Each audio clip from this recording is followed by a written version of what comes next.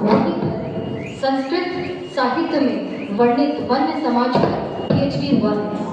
वर्ष 2013 से अबाबिल में सक्रिय रूप से जुड़ी।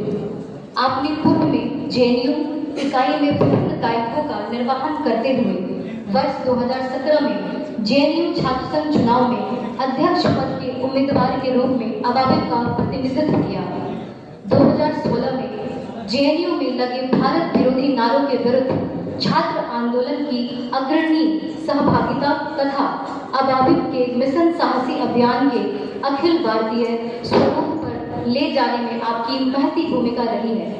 वर्ष 2018 में भारत सरकार के खेल एवं युवा कार्य मंत्रालय द्वारा आयोजित श्रीलंका यात्रा का प्रतिनिधित्व किया है। संस्कृत साहित्य की शोधार्थी के रूप में राष्ट्रीय अंतर्राष्ट्रीय सेमिनार में पत्र रखे हैं। राष्ट्रीयता के मुद्दों पर मुखर प्रवक्ता एवं छात्रहित के मुद्दों पर सतत सक्रिय। आप तंजावुर में मतांतरण का शिकार हुई लावण्या के न्याय की प्रखर आवाज बनी, जिस कारण आपको तमिलनाडु में कारावास भी करना पड़ा। आप पूर्व में अबाबिल की राष्ट्रीय मंत्री भी रही हैं। वर्ष 2019 से 2022 तक आप राष्ट्रीय महामंत्री भी रही हैं। आपका निवास दिल्ली है। आपके स्वागत हेतु अबाबिल उत्तर बिहार प्रांत के प्रांत मंत्री श्री पुरुषोत्तम कुमार जी से आग्रह करती हूँ।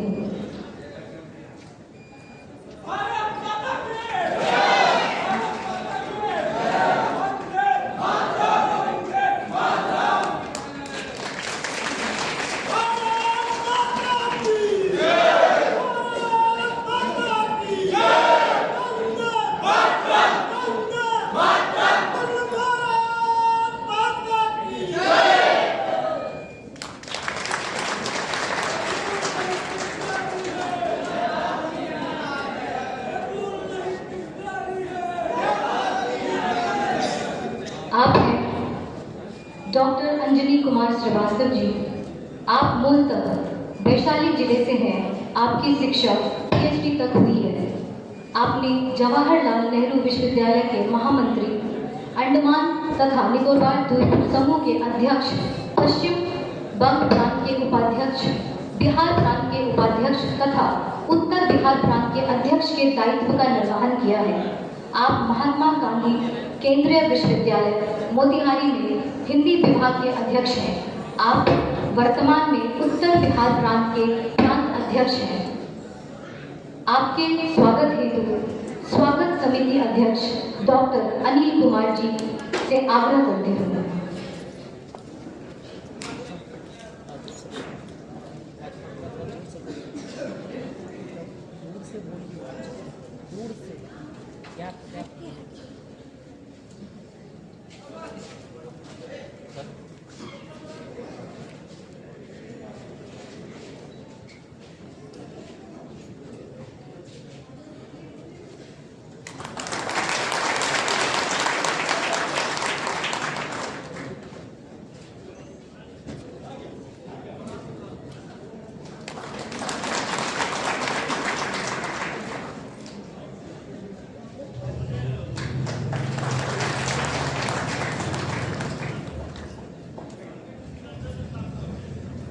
आप हैं श्री पुरुषोत्तम कुमार।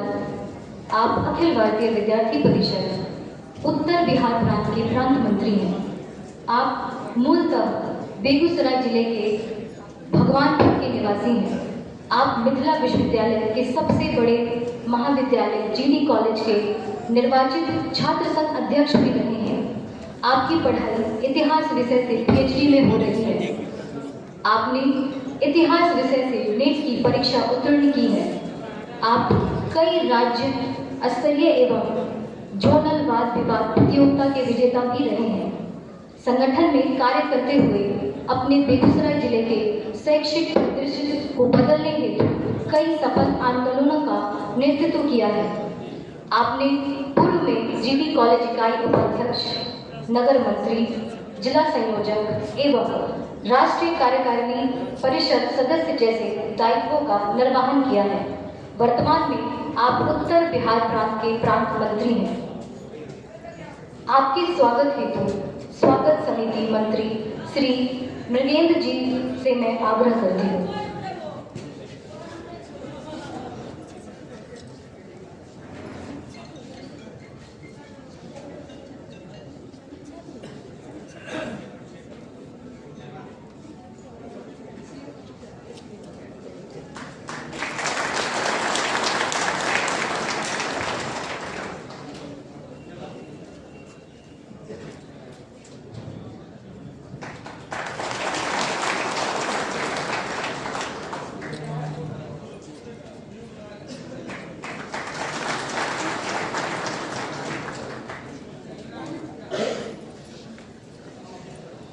आप हैं डॉक्टर अनिल कुमार गुप्ता जी।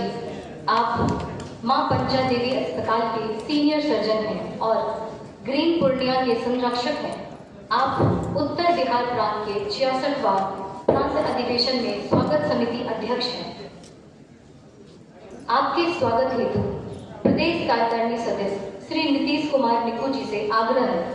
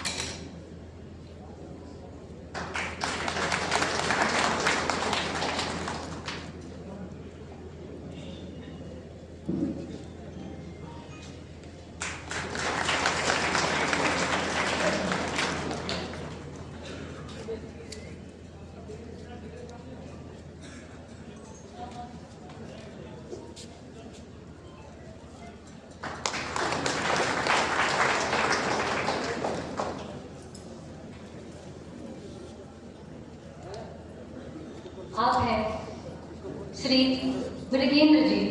आपने पूर्व में पूर्णिया जिला प्रमुख जैसे विभिन्न दायित्वों का निर्वहन किया है। आप अभावित उत्तर बिहार प्रांत के 66वां प्रांतीय अधिवेशन के स्वागत समिति मंत्री हैं। आपके स्वागत हेतु जिला सह संयोजक श्री राजा कुमार जी से आग्रह करती हूँ।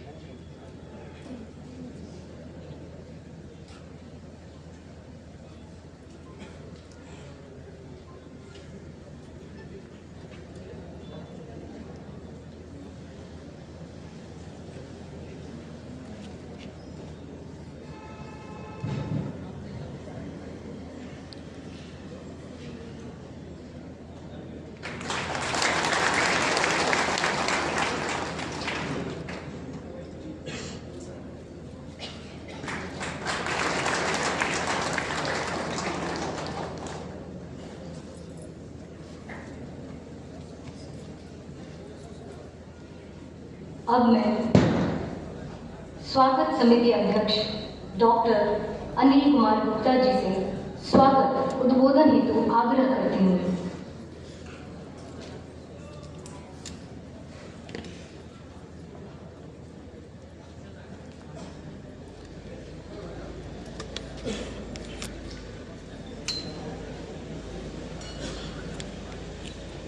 भारतीय विद्यार्थी परिषद के 66वां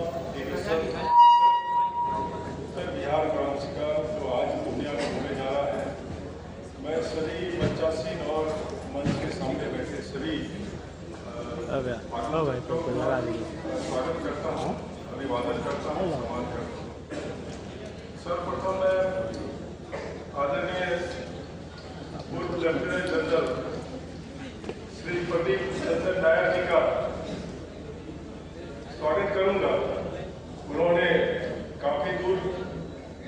दिल्ली से सफर तय करके तकलीफ में पूर्णिया जैसे छोटे शहर में पदार्पण किया है। साथ ही मैं श्री निधि बहुगुणा जी का, जो पूर्व राष्ट्रीय महामंत्री की रह चुकी हैं, वे भी काफी दूर से आई हैं, जो हमारे विशिष्ट अतिथि हैं, और उत्तर बिहार प्रांत के नवनिर्वाचित डॉक्टर अर्जुनी कुमार श्रीवास्तव और मंत्री श्री पुरुषोत्तम कुमार जी का भी मैं स्वागत करता हूं। और मैं संगठन मंत्री श्री याज्ञवल्क्य शुक्ल जी का, पूर्व राष्ट्रीय उपाध्यक्ष श्रीमती पूनम सिंह जी का, क्षेत्रीय कार्य प्रमुख ममता जी का और प्रदेश उपाध्यक्ष डॉक्टर विनोदानंद तिवारी जी का और समस्त उपस्थित यहाँ पर अनुशासित देवतुल्य कार्यकर्ता लोगों का मैं आप सभी से अनुरोध करूंगा, इन लोगों का स्वागत में कृपया खड़े होकर कर्तव्य ध्वनि से इन लोगों का स्वागत करें, प्लीज।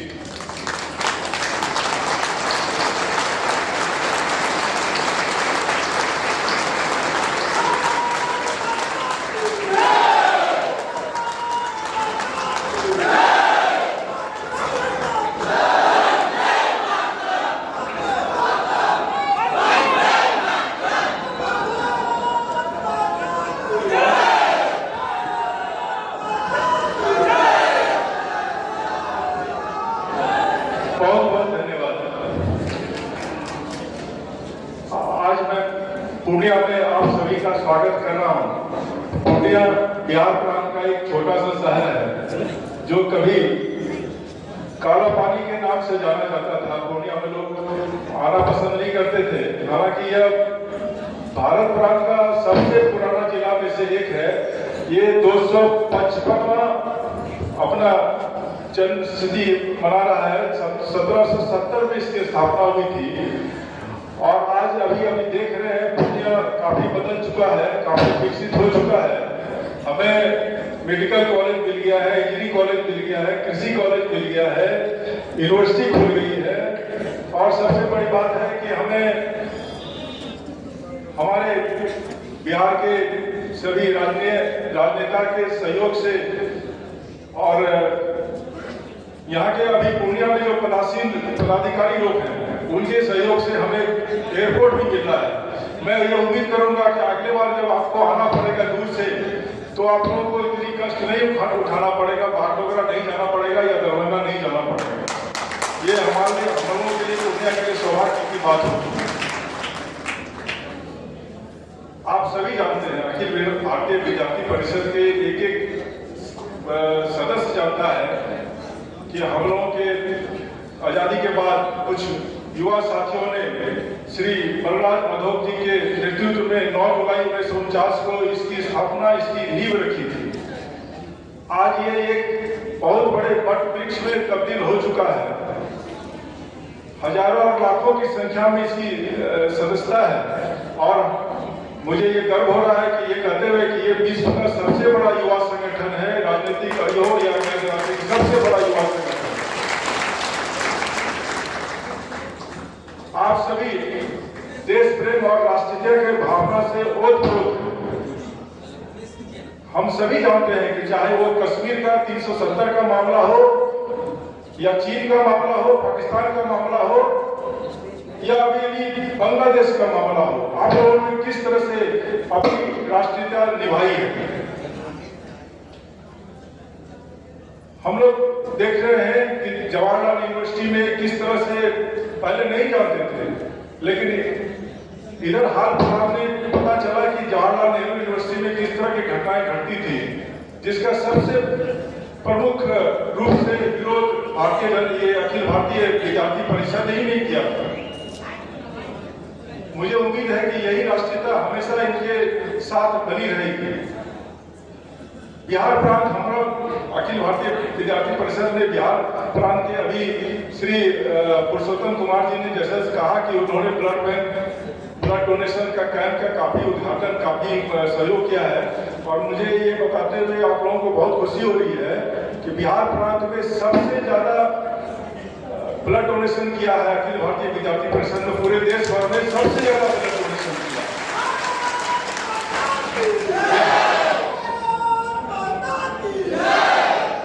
ये हमारे लिए बहुत गर्व की बात है। मुझे लगता है कि आगामी वर्षों में जिस तरह से हमारे आदरणीय प्रधानमंत्री जी का नेतृत्व बना रहेगा तो ये निश्चित रूप से फैलेगा फूलेगा। क्योंकि बात यहाँ पर विद्यार्थी की है तो शिक्षा की बात है। मुझे नहीं लगता है कि शिक्षा के क्षेत्र में हम लोग उतने विकसित हुए हैं। आज भी हम लोग उसी तरह के शिक्षण संस्थान में, सरकारी शिक्षण संस्थान में काम कर रहे हैं। वही पुरानी बिल्डिंग है, वही इंफ्रास्ट्रक्चर है, टेबल कुर्सी नदारत है। विद्यार्थी आकर्षित नहीं हो रहे सरकारी शिक्षण संस्थान की तरफ से।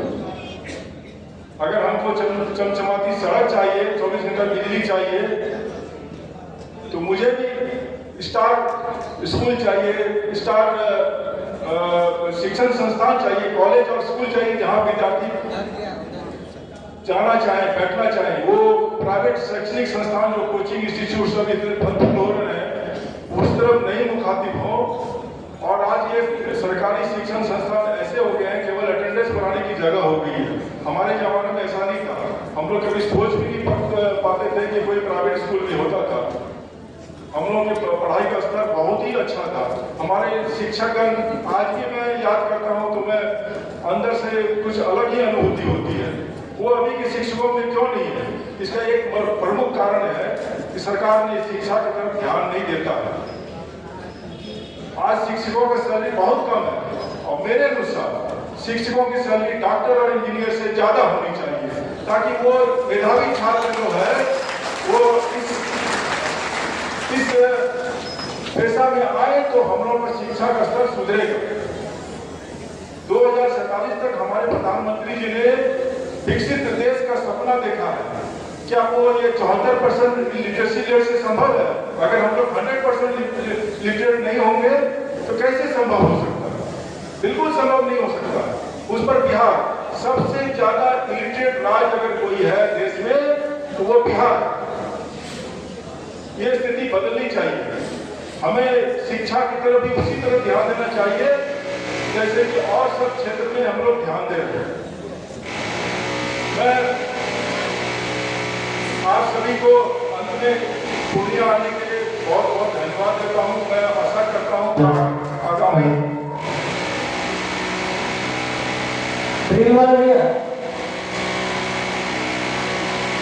बंद कीजिए। मैं आशा करता हूं कि आगामी 3 दिन आप लोग इसे बहुत ही अच्छी तरह से एंजॉय करेंगे, कुछ सीख के जाएंगे, सिखा के जाएंगे। इन 3 दिनों में हम लोगों ने आपसे बहुत कुछ सीखा है। युवा छात्रों से खासकर ये नीतीश निपू हुए, किरण जी हुए, निपुण जी हुए, राकेश जी हुए, पूरे बीजेपी के हमारे साथी में जितने हैं सब हम लोगों ने बहुत कुछ सिखाया। आप लोगों को मैं पुनः फिर कभी अगर आमंत्रण देने का मौका मिला तो आप लोगों को मैं पुनः स्वागत करने के लिए तैयार हूँ। बहुत बहुत धन्यवाद।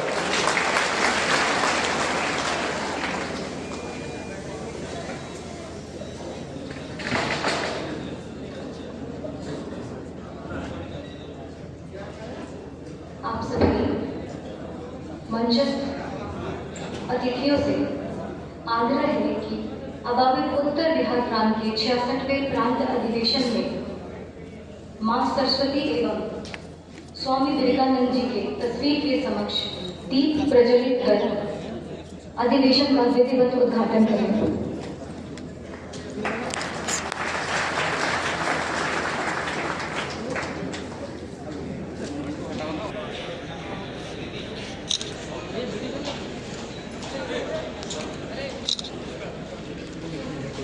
डॉक्टर साहब चेहरा इधर सर, चेहरा इधर।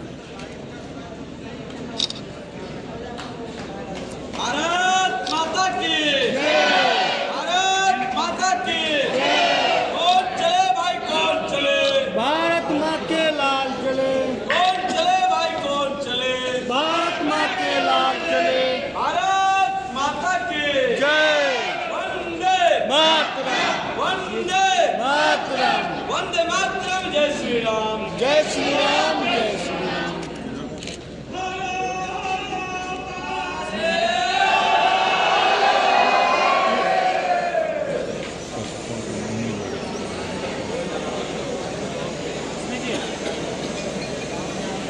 क्या बोले?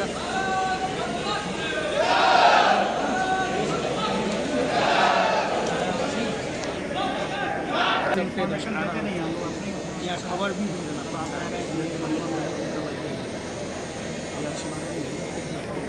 बाइट करवा दीजिए ना, कागज तो लंबा चलेगा।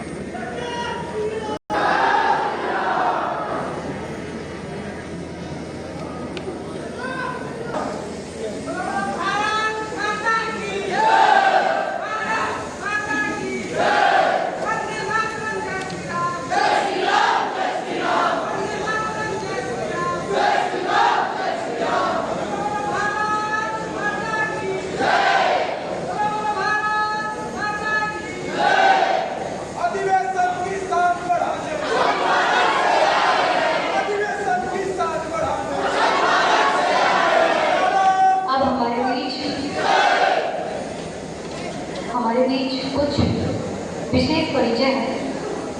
आपका परिचय कराना मैं अपना दायित्व समझती हूँ। आप डॉक्टर याज्ञवल्क्य शुक्ल जी हैं। आप क्षेत्रीय संगठन मंत्री जी हैं। पूर्व में आप राष्ट्रीय महामंत्री रह चुके हैं। आपका केंद्र पटना है। आप राकेश मौर्य जी हैं। वर्तमान में आप उत्तर बिहार के प्रांत संगठन मंत्री हैं। आपका केंद्र मुजफ्फरपुर है। आप धीरज जी हैं। आप पूर्व में उत्तर बिहार के प्रांत संगठन मंत्री रह चुके हैं। आप डॉक्टर पूनम सिंह जी हैं। पूर्व में आप राष्ट्रीय उपाध्यक्ष रह चुकी हैं। आपका निवास छपरा है।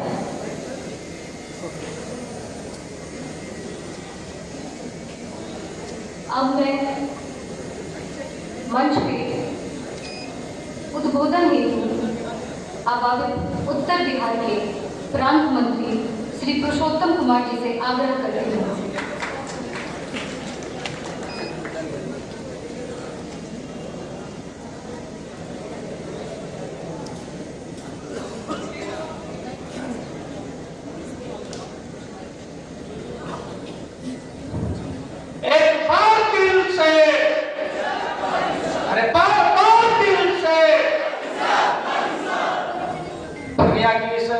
वैविध्यपूर्ण धरती, परम वंदनीय भारत माता, हम सबों के प्रेरणा स्रोत स्वामी विवेकानंद को नमन करते हुए अखिल भारतीय विद्यार्थी परिषद उत्तर बिहार प्रांत के उद्घाटन सत्र के मंच के गौरव lieutenant general PC Nair sir, विशिष्ट अतिथि अखिल भारतीय विद्यार्थी परिषद के राष्ट्रीय कार्य समिति सदस्य डॉक्टर निधि बहुगुणा जी, स्वागत समिति के अध्यक्ष गुप्ता सर, स्वागत समिति मंत्री मृगेंद्र सर, प्रांत अध्यक्ष अंजलि श्रीवास्तव सर, इस प्रसार में उपस्थित समवैचारिक संगठनों के वरिष्ठ कार्यकर्तागण एवं ज्ञानशील एकता के साधक, भारत माता के आराधक, आप सभी युवा तरुणाई का पूर्णिया के इस पावन भूमि पर हार्दिक अभिनंदन और स्वागत है। साथियों, अखिल भारतीय विद्यार्थी परिषद ने इन 77 वर्षों की ध्येय यात्रा में अपने प्रयासों, प्रयत्नों और प्रतिमानों से इस समाज को अपने जीवन में आने वाले सभी समस्याओं के समाधान का मार्ग दिखाया है। इस संगठन की छत्र छाया में पला हुआ विद्यार्थी आज समाज और राष्ट्र जीवन के सभी समस्याओं के समाधान का मार्ग बन रहा है। जिस प्रकार अखिल भारतीय विद्यार्थी परिषद बिहार प्रांत का गौरवपूर्ण इतिहास रहा है, हम आशा और उम्मीद करते हैं कि आप सभी युवा कार्यकर्ताओं के सहारे हम उस गौरवपूर्ण इतिहास को और भी गौरवान्वित बनाने का काम करेंगे। हम अखिल भारतीय विद्यार्थी परिषद बिहार प्रांत के ऐतिहासिक कार्यों को गागर में सागर भरने का काम करेंगे। इन्हीं शब्दों के साथ मैं अपनी वाणी को विराम देता हूँ।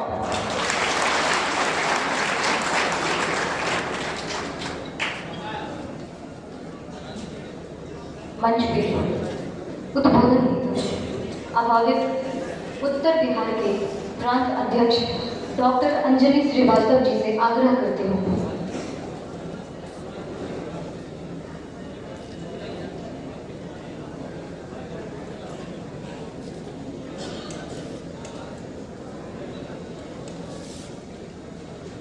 उद्घाटन सत्र में मुख्य अतिथि के रूप में विराजमान लेफ्टिनेंट जनरल श्री प्रदीप चंद्रन नायक जी, विशिष्ट अतिथि के रूप में उपस्थित डॉक्टर निधि त्रिपाठी जी,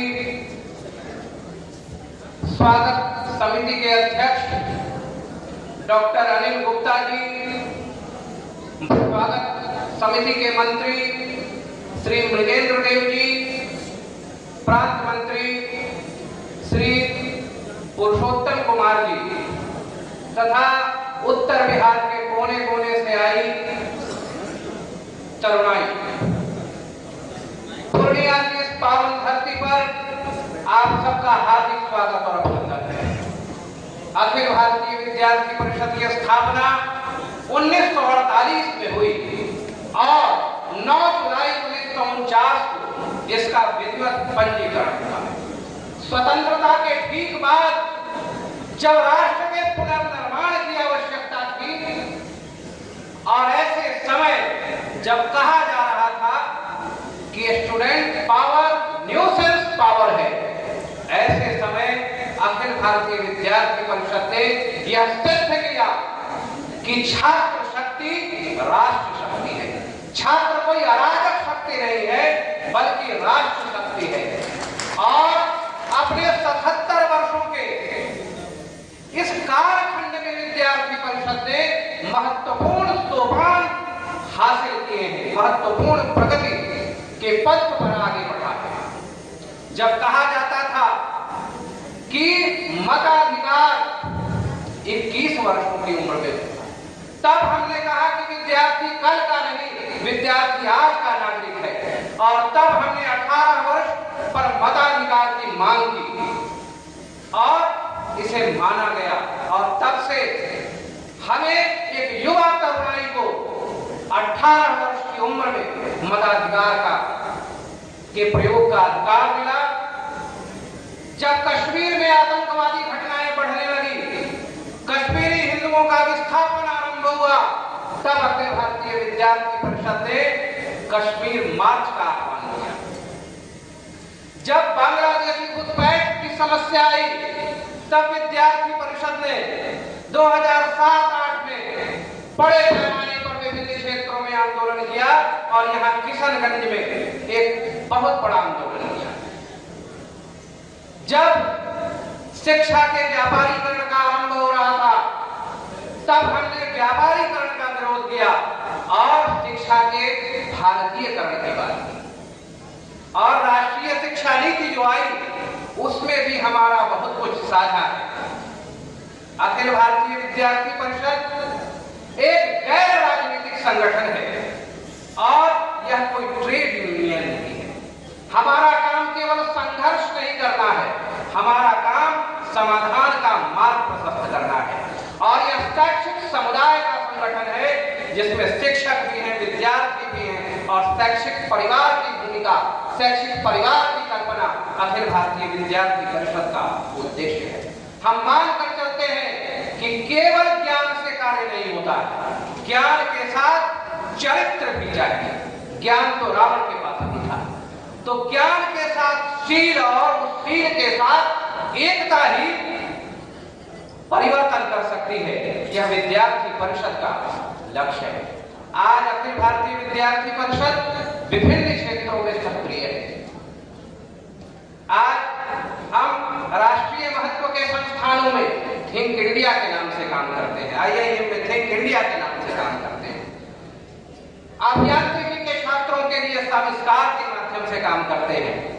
मेडिकल के छात्रों के बीच मेडिविजन के नाम से काम करते हैं और गैर एलोपैथिक विद्यार्थियों के लिए हम जिज्ञासा के माध्यम से काम करते हैं। कृषि क्षेत्र में हम एग्रीविजन के नाम से काम करते हैं और विदेशी छात्रों के बीच में हम world organisation of students and youth के नाम से काम करते हैं। हमारा क्षेत्र व्यापक है और विविध प्रकार के छात्रों के लिए हमारे पास विविध प्रकार के क्षेत्र हैं, आयाम है, गतिविधियां हैं। हम कला और संस्कृति के क्षेत्र में राष्ट्रीय कला मंच के नाम से काम करते हैं। खेल के क्षेत्र में हम हम खेलो भारत के नाम से काम करते हैं और पर्यावरण के क्षेत्र में एसएफएस के नाम से स्टूडेंट फॉर डेवलपमेंट एसएफटी के नाम से और सेवा के क्षेत्र में एसएफएस के नाम से स्टूडेंट फॉर सेवा के नाम से काम करते हैं। कई बार ऐसी कल्पना होती है कि अगर विद्यार्थी परिषद नहीं होता तो क्या होता। अगर विद्यार्थी परिषद नहीं होता तो हमारे देश के युवा का चरित्र कैसा होता, हमारे देश के युवा किस तरह के भटकाव के शिकार होते, इसकी कल्पना नहीं की जा सकती है। आज अगर जेएनयू में, जादवपुर में देश विरोधी गतिविधियां बेनकाब हुई हैं तो उसके पीछे एक ही छात्र संगठन है, वह है विद्यार्थी परिषद।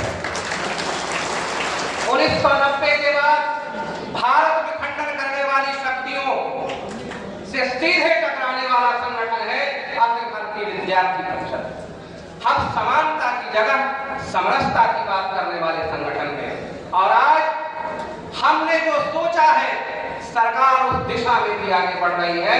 यह हमारी सफलता है, संगठन से लेकर सरकार तक की सफलता है। आज जो विद्यार्थी परिषद सोचता है उस दिशा में देश आगे बढ़ता है। हमने हर घर तिरंगे की बात की, हर गांव तिरंगे की बात की, भारत सरकार ने इसको आगे बढ़ाया। हमने सुब्रमण्यम स्वामी के जन्म दिवस को मातृभाषा दिवस के रूप में मनाया, सरकार ने इसको आगे बढ़ाया। आज अगर एनआरसी की बात दिखाई पड़ती है तो वह अखिल भारतीय विद्यार्थी परिषद के चिंतन का परिणाम है। इसलिए वैचारिक धरातल से लेकर संगठन के धरातल तक अखिल भारतीय विद्यार्थी परिषद की महत्वपूर्ण भूमिका रही है और इस दिशा में हम निरंतर आगे बढ़ रहे हैं। बहुत बहुत आभार, धन्यवाद। भारत माता की जय।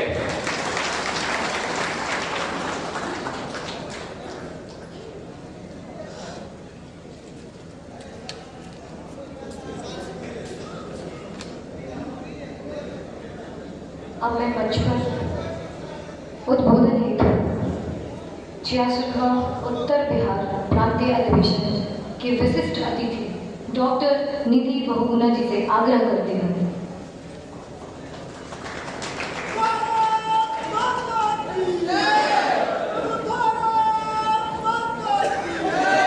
जिनके ओजस्वी वचनों से गूंज उठा था विश्व गगन, जिनके ओजस्वी वचनों से गूंज उठा था विश्व गगन, वही प्रेरणा पुंज हमारे स्वामी पूज्य विवेकानंद, वही प्रेरणा पुंज हमारे स्वामी पूज्य विवेकानंद।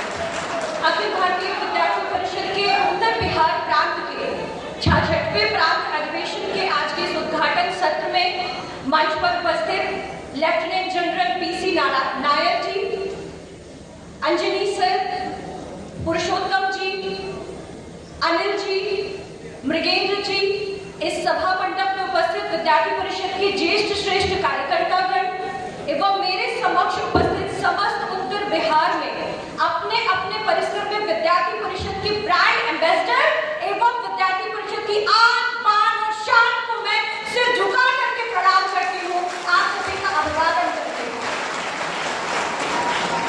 आज जब मैं अपने उद्घाटन सत्र के मंच की तरफ जब एक बार दृष्टिपात करती हूँ तो मेरा सिर गर्व से ऊपर हो जाता है और उसका कारण क्या है कि यदि आज हम सभी उत्तर बिहार के अपने अपने जिलों में, अपने अपने नगर में, अपने अपने घर में यदि सुरक्षित हैं तो उसके पीछे एकमात्र कारण है और वो है हमारे भारत देश की सेना।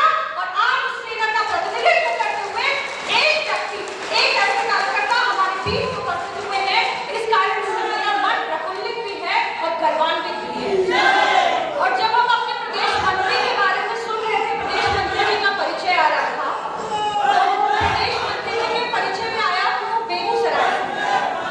तो मैं जिस परिसर में आती हूँ, जिस परिसर से मैंने पीएचडी की पढ़ाई अपनी पूर्ण की, वहां पर जब 2016 में देश विरोधी घटनाएं हुई, देश विरोधी नारे हुए जिसमें भारत को तोड़ने की कस्में खाई गई, भारतीय संसद पर हमला करने वाले, लोकतंत्र के मंदिर पर हमला करने वाले आतंकवादी की बरसी मनाई जब जा रही थी, तो उसमें जिस व्यक्ति का नाम आया घटनाओं को पूर्ण करने में, वो व्यक्ति कहीं ना कहीं बेगूसराय से संबंध रखता था।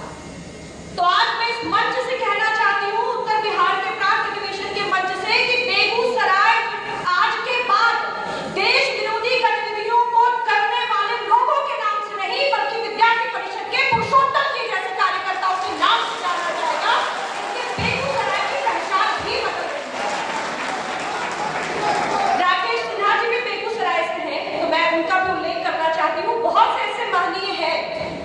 जिन्होंने देश के लिए काम किया है, वो सभी लोग वंदनीय हैं, पूजनीय हैं और आज इस मंच के माध्यम से मैं उन सभी का स्मरण करना चाहती हूँ। अंजनी सर ने बोलते हुए बताया कि विद्यार्थी परिषद ने जितने वर्षों की यात्रा पूर्ण किया, 7 दशक विद्यार्थी परिषद को पूर्ण हो गए हैं।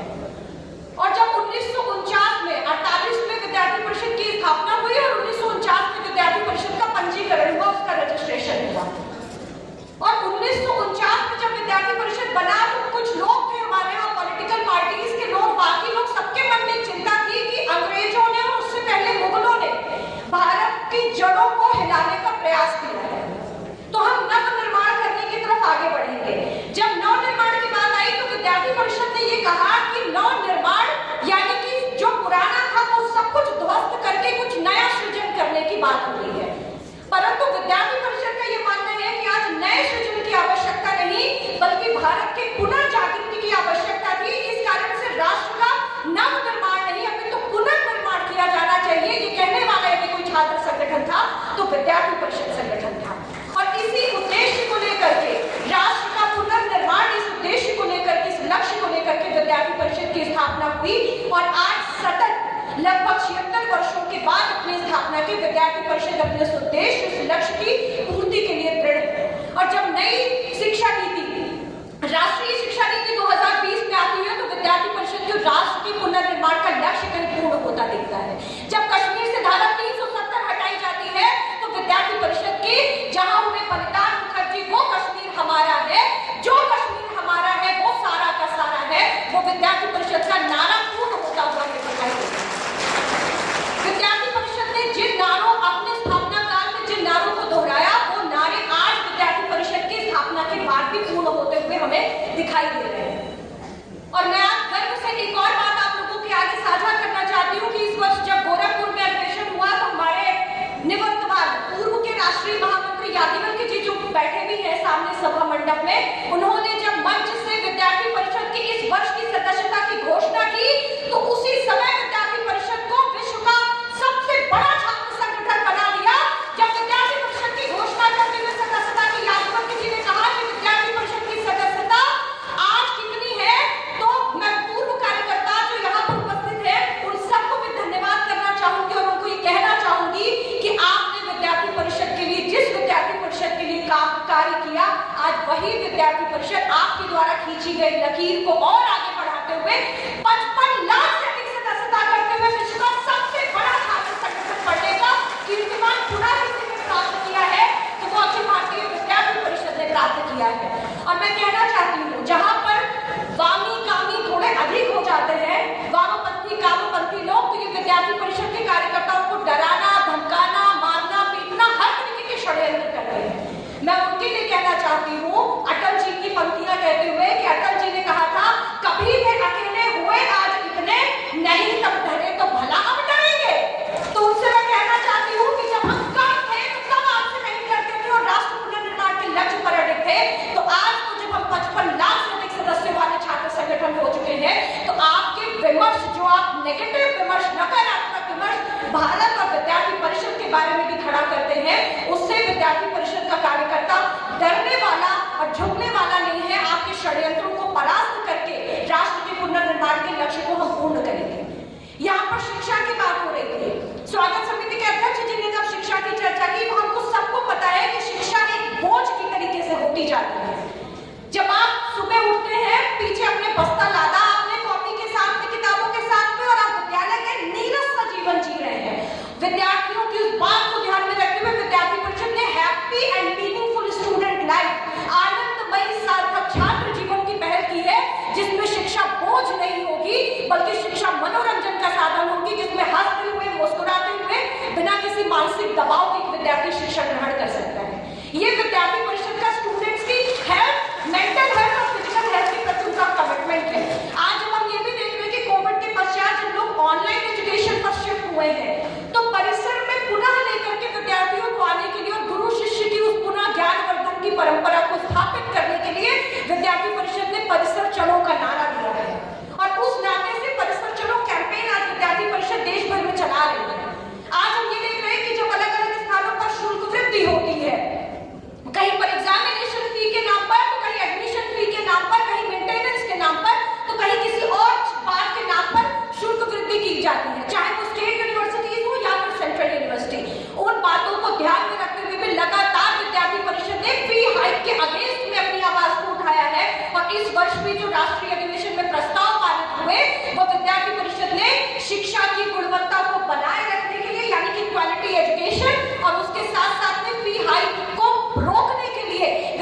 परिषद ने अपना प्रस्ताव पारित किया है, ये विद्यार्थी परिषद के शुल्क वृद्धि के अगेंस्ट में विद्यार्थी परिषद के कमिटमेंट को दर्शाता है। कुछ लोग, मैं जब विद्यार्थी परिषद की तरफ से जेएनयू में अध्यक्ष का चुनाव लड़ रही थी, तो मेरे से किसी क्वेश्चन आंसर सेशन वहां पे होता है, तो सामने वाले प्रेसिडेंशियल कैंडिडेट ने मुझसे पूछा कि आप तो बीजेपी के छात्र संगठन है, तो मैंने उनको एक ही उत्तर दिया और मैं इस बात से लिंक करना चाहती हूँ जिनके मन में ये शंका होती है कि विद्यार्थी परिषद बीजेपी की स्टूडेंट विंग है, उनसे कहना चाहती हूँ मैंने उनको भी यही जवाब दिया उस समय कि बीजेपी की स्थापना होती है 1980s के दौरान और विद्यार्थी परिषद की स्थापना होती है 1940s के दौरान। ऐसे कैसे हो गया कि बेटा बाप से पहले इस संसार में आ गया? और इतने इलॉजिकल बात करने वाले लोग हैं। और मैं उनसे कहना चाहती हूँ कि जब आज भी वो गवर्नमेंट किसी की भी हो, परंतु गवर्नमेंट के द्वारा लिए गए निर्णय यदि शिक्षा के विरोध में होंगे तो विद्यार्थी परिषद ईट से ईट बजाने का काम करेगी। सरकार का कोई भी हो, विद्यार्थी परिषद के लिए ये मायने नहीं रखता, विद्यार्थी परिषद के लिए छात्र हित मायने रखता है। इस नाते से विद्यार्थी परिषद ने उसके लिए काम किया। जहां कहीं पे पेपर लीक की घटनाएं आज के समय में भी हो रही है, तो विद्यार्थी परिषद उन पेपर लीक की घटनाओं को रोकने के लिए और उन पर अंकुश लगाने के लिए भी विद्यार्थी परिषद अपनी आवाज बुलंद कर रहा है। चाहे उसके अगेंस्ट में परिषद के कार्यकर्ताओं पर लाठीचार्ज हो या फिर किसी भी तरीके की परिस्थितियां क्यों न झेलनी पड़े, पर विद्यार्थी परिषद आज अपने निर्णय पर अडिग है। महिला सुरक्षा की बात आती है, इतना बड़ा बलात्कार का प्रकरण बंगाल में हो जाता है और वहां की महिला मुख्यमंत्री मुंह पर दही जमाकर बैठी होती है, उसके मुख से एक शब्द नहीं निकलता। विद्यार्थी परिषद ऐसा छात्र संगठन है जिसने केवल हाथ में तख्तियां लेकर बंगाल और पूरे देश भर में नारे नहीं लगाए, बल्कि कोलकाता में मिशन साहसी जैसा अभियान तुरंत चला करके कोलकाता की महिलाओं को आत्मरक्षा का प्रशिक्षण देने का काम किया। ये विद्यार्थी परिषद का महिला सुरक्षा के प्रति कमिटमेंट है। विद्यार्थी परिषद के लिए सामाजिक समरसता केवल भाषण देने का विषय नहीं है।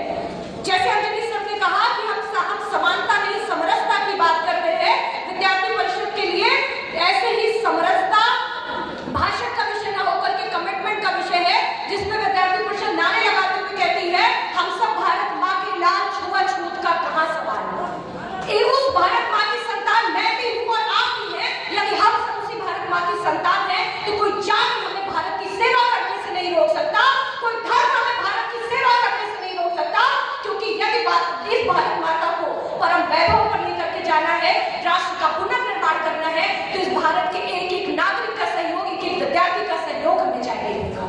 और इस नाते से विद्यार्थी परिषद सामाजिक समरसता को लेकर के ग्राउंड पर उतरती है और उसके लिए काम करती है।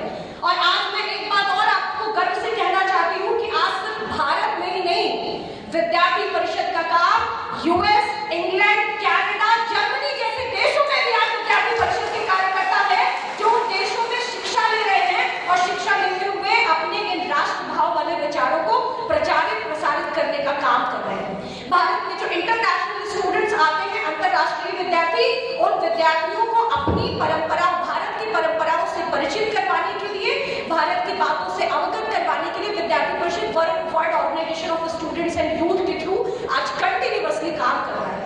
हमने कहा है जल, जंगल, जमीन और जानवर की रक्षा करना हमारा दायित्व है। हम इस कारण से आज प्रकृति और मनुष्य के बीच में इसलिए बैलेंस बिगड़ा है क्योंकि हमने अपना रिश्ता उनके मध्य का खोया है।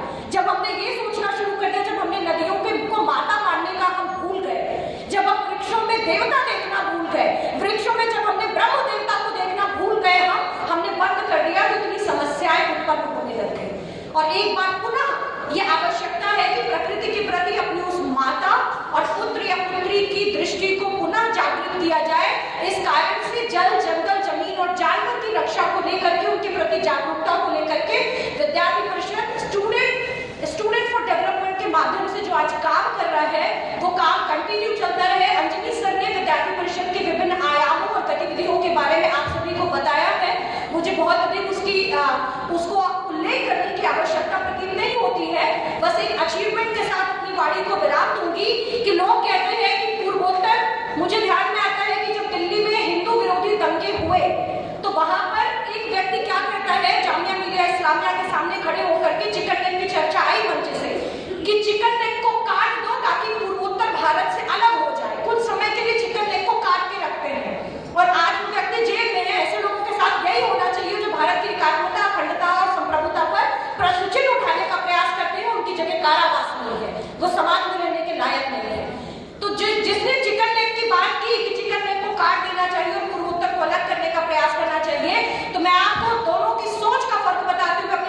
विराम दूंगी यहीं पर कि एक तरफ वामपंथी संगठन है ऐसे जो पूर्वोत्तर अब जो अपने राज्य है उन राज्यों को भारत से काटने की बात करते हैं, वहीं पर विद्यार्थी परिषद ऐसा छात्र संगठन है जो लगातार पूर्वोत्तर के राज्यों में काम करते हुए आज वहां की छात्र संघ में यदि सबसे ज्यादा पद जीतने वाला कोई विद्यार्थी संगठन होता है तो वो अखिल भारतीय विद्यार्थी परिषद का कार्यकर्ता होता है। और इस नाते से आज हम लगातार वहां पर अडिग है और जो विद्यार्थी परिषद ने अपना नारा दिया है कि कश्मीर से कन्याकुमारी भारत माता एक हमारी, हम आज पूर्णिया में खड़े हैं तो बिहार हो या अरुणाचल, अपना देश अपना घर, हमारे लिए ये मिट्टी पूजनी है, हमारे लिए भारत माता पूजनी है। इतने धैर्यपूर्वक मुझे सुनने के लिए आप सभी का बहुत बहुत धन्यवाद। वंदे मातरम, भारत माता की जय।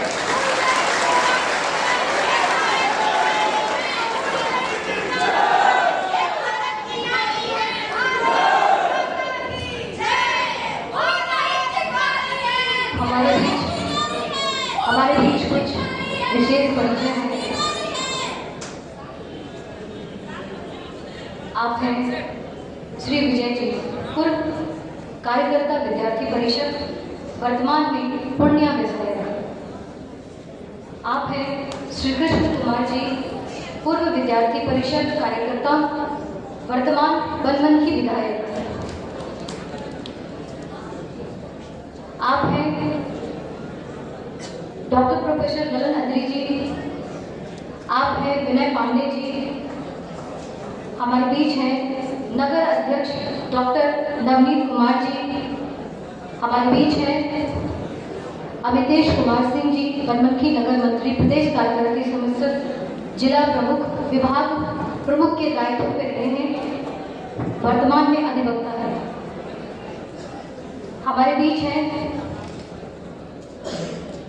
डॉक्टर अनंत प्रसाद गुप्ता जी, कुल सचिव पूर्णा विश्वविद्यालय। हमारे बीच श्री मनोहर जी हैं, ब्यूरो चीफ दैनिक भास्कर और अबाबित के पूर्व कार्यकर्ता भी रहे हैं। हमारे बीच हैं श्री शशि शेखर जी, पूर्व कार्यकर्ता, वर्तमान में अधिवक्ता हैं। आप हैं श्री रवि गुप्ता जी, जिलाध्यक्ष।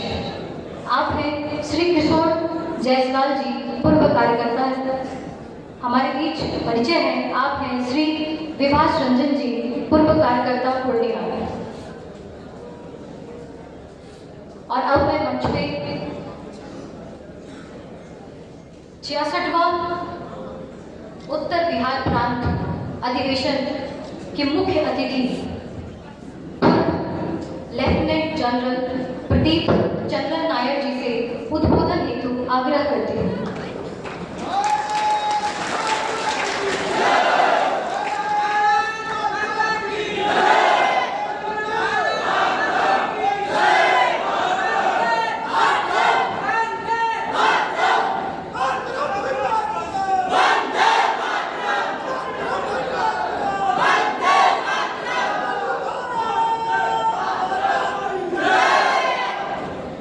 एक बार मेरी तरफ से भी हो जाए, भारत माता की, भारत माता की। सबसे पहले मैं मंच पर बैठे निधि जी, डॉक्टर अनिल जी, डॉक्टर पुरुषोत्तम जी और बाकी अतिथिगण जो यहाँ बैठे हैं, सामने बैठे हुए जो कुछ और अधिकारीगण, आप सबको मैं बहुत बहुत धन्यवाद कहना चाहता हूँ कि आप लोगों ने मुझे इस 66वें नॉर्थ बिहार या पूर्व बिहार उत्तर बिहार के इस अधिवेशन में बुलाया। आपने योग्य समझा कि मैं यहाँ हूँ, तो वैसे मुझे ज़्यादा तकलीफ नहीं, जैसे आप कह रहे थे दिल्ली से आने की ज़्यादा तकलीफ नहीं थी, क्योंकि ये मेरे लिए एक पहला मौका था कि पूरी पवित्र धरती पे कदम रखने का ये मौका मुझे मिल रहा था। इससे पहले मैं बिहार में कई बार आ चुका हूँ, पटना, नालंदा, राजगीर, गया, इन जगहों में मैं आ चुका हूँ कई बार, लेकिन यहाँ ये मेरा पहला मौका है जो मैं यहाँ आया हूँ। और जैसे निधि जी कह रही थी चिकन नेक के बारे में, मेरा अधिकतम सर्विस सेना में चिकन नेक के उस तरफ यानी कि पूर्व तल पे रहा है। साल पूर्वोत्तर में निकले हैं और इसके बारे में मैं कुछ और आगे भी बताना चाहूँगा। तो मुझे जो आज का विषय दिया गया है वो ये है कि राष्ट्र निर्माण के लिए युवा पीढ़ी की क्या भूमिका है, इसके बारे में मैं कुछ अपने विचार प्रकट करूँ। तो वहाँ जाने से पहले मैं समझता हूँ कि आपको एक बार बड़े तौर पे बताऊँ कि भारतीय सशस्त्र बल का क्या रोल है, क्या हम करते हैं और इसके साथ साथ देश के सामने आज क्या चुनौतियाँ हैं, क्योंकि देश के सामने जो चुनौतियाँ हैं उनको पार करने का या उनको फेस करने का टास्क आप लोगों का योग का है। और जब आज जैसे युवाओं के साथ मैं जब बैठता हूँ या चर्चा करता हूँ तो मुझे भी लगता है कि मेरे उम्र के कोई 30-40 साल कम हो गए, मैं भी तकरीबन आपके उम्र का हूँ, 20 या 30 साल हो जाता हूँ। तो इसलिए मैं समझता हूँ कि ये बातें आपको बताऊँगा। तो सबसे पहले जैसे मैंने कहा भारतीय सशस्त्र सेना यानी कि आर्मी, नेवी, एयरफोर्स, इसके बारे में ये आपको पता होना चाहिए कि ये पूरे विश्व में चौथा सबसे बड़ा एक सशस्त्र सेना या आर्मी, इंडियन आर्मी भी सबसे रैंकिंग में जो है ये चौथे नंबर पे है। हमारी जो सेना है, भारतीय सेना, ये है तकरीबन 13 या 14 लाख इसके बीच में है हमारी संख्या। सीमा की रखवाली, फिर प्रादेशिक जल और वायु क्षेत्र की पवित्रता को हम हर समय कायम रखते हैं। युद्ध के समय तो हम क्या करते हैं इसके बारे में तो आपको पता है, लेकिन जब युद्ध नहीं होता तो इंटरनल सिक्योरिटी और डिजास्टर मैनेजमेंट यानी कि आपदा प्रबंधन, इन सब का टास्क भी हमें दिया जाता है। ये आप सबको शायद पता होगा, मीडिया में कई बार आ चुका है कि पिछले कई सालों से जो भारतीय सेना है इसे सबसे भरोसेमंद संगठन माना जाता है। और वो इसलिए क्योंकि राष्ट्रवाद और डिसिप्लिन या अनुशासन, ये दो पटरियों पर हमारी भारतीय सेना चलती है।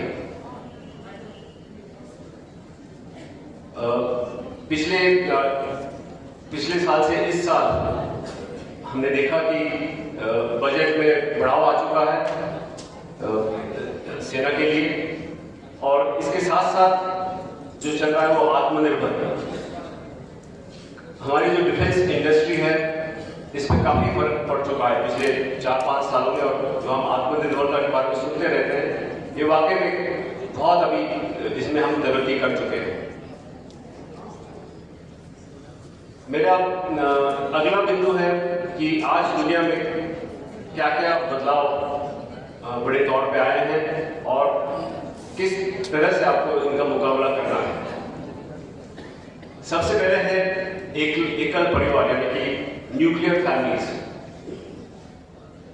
जो बदलाव मैंने देखा है अपने जीवन में पिछले 30-40 साल में, खासकर जो परिवार फैमिली एक यूनिट के तौर पे जो काम करती थी वो अब बिखर गई है।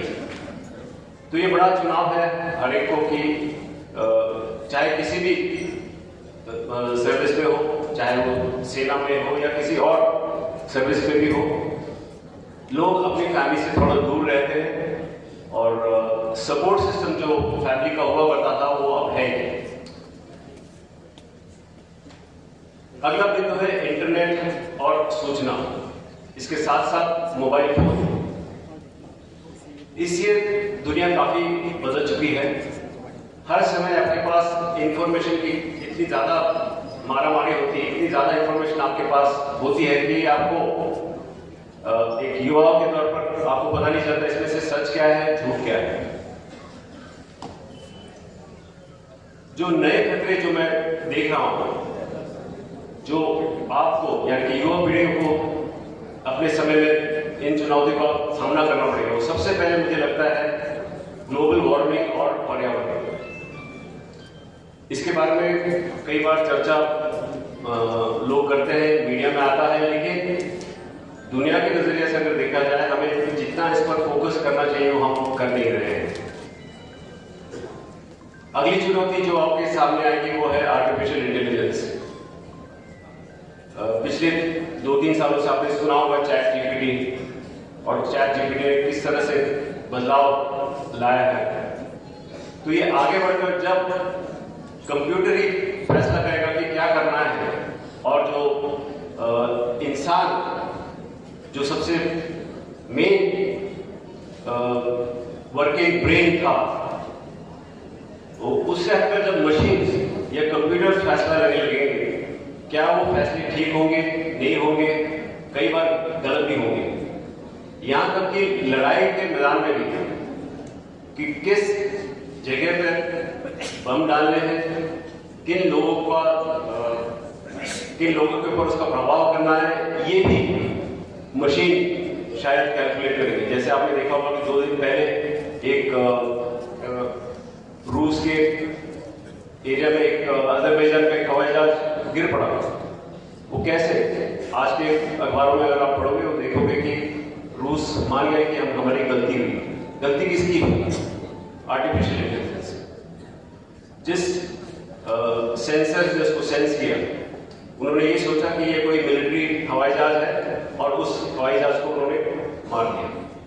तो ऐसी कई गलतियां भी आगे होंगी, और ये केवल लड़ाई की हालतों में मैंने बताया, लेकिन कई और जगहों पे हो सकती है। कल के लिए हो सकता है जो जहाँ बिजली का उत्पादन या पानी, इन सब पे भी कंट्रोल या आर्टिफिशियल इंटेलिजेंस के कंप्यूटर ही लेंगे। और क्या ये इनके फैसले हर समय ठीक रहेंगे या नहीं रहेंगे, हमें नहीं पता।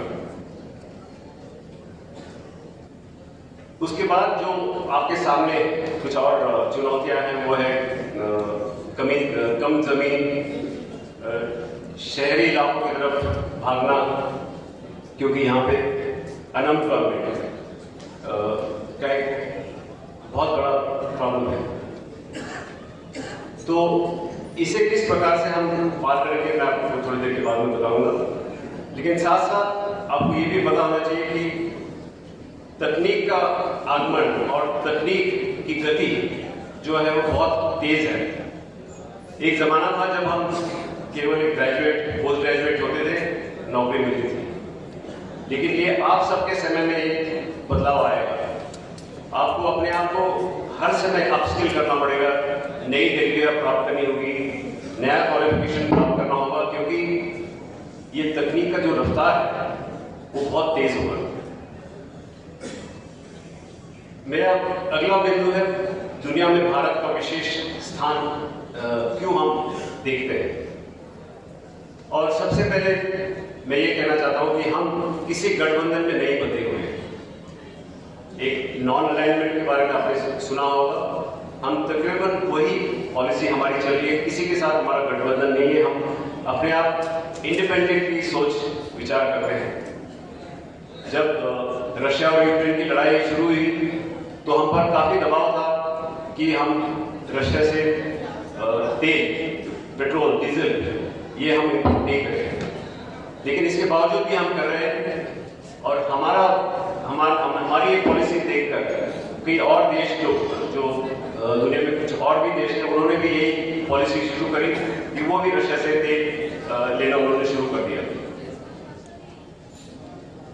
पूरी दुनिया में शांति निर्माण में जो योगदान भारत ने दिया है वो बिल्कुल ही काबिल तारीफ है। मैं इसलिए कहना चाहता हूं कि आज जब आप देखेंगे, एक तरफ लड़ाई चल रही है रूस और यूक्रेन के बीच, एक तरफ है Israel, Hamas, Hezbollah, Syria, Iran, इन सब के बीच।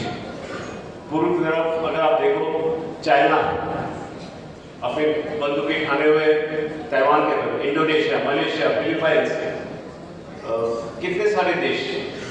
और इन सभी इस वातावरण में अगर एक देश दुनिया में है जो सभी लोग मानते हैं कि शांति ला सकता है, शांति का प्रयत्न कर सकता है, वो है भारत।